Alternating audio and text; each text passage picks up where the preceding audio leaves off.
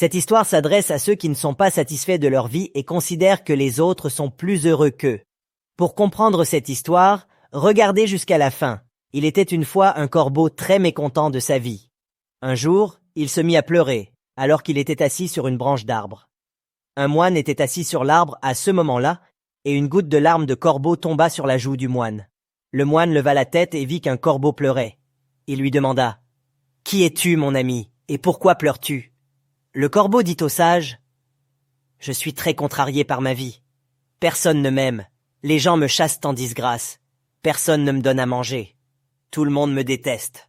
La mort vaut mieux qu'une telle vie. » En entendant les paroles du corbeau, le cœur du moine fut rempli de compassion. Il dit au corbeau « Mon ami, nous devrions apprendre à être heureux dans n'importe quelle condition dans laquelle nous nous trouvons. » Mais le corbeau ne comprit pas la sagesse du moine et continua à pleurer.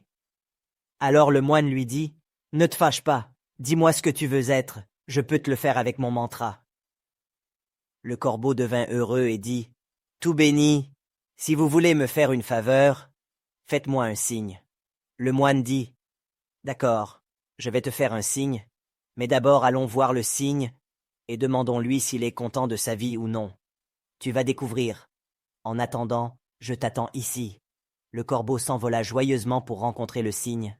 Il vit le cygne nager dans un étang et s'approcha de lui. Il dit « Comme tu es beau, tu es blanc comme du lait, tout le monde t'aime.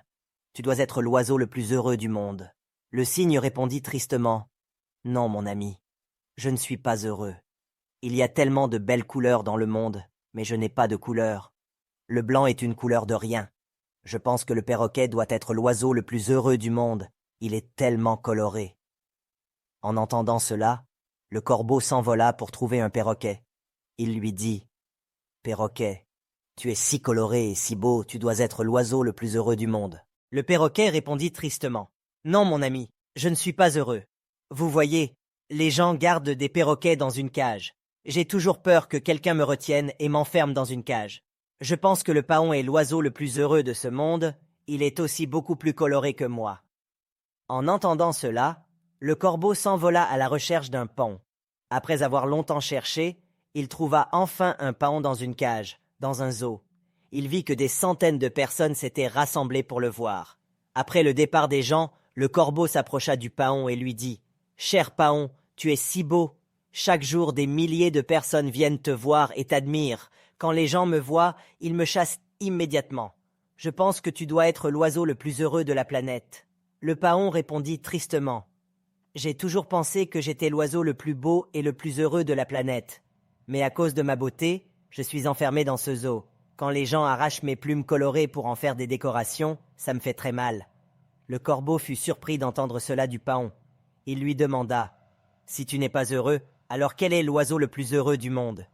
Le paon dit « J'ai examiné le zoo très attentivement et j'ai réalisé que toi, le corbeau, tu es le seul oiseau qui n'est pas gardé dans une cage. Les gens n'essaient pas de te capturer et de te mettre en cage. Alors, depuis quelques jours, je me dis que si j'étais un corbeau, je pourrais voler joyeusement partout et être libre. » En entendant cela, le corbeau s'envola de là et aujourd'hui, pour la première fois, il se sentait heureux d'être un corbeau.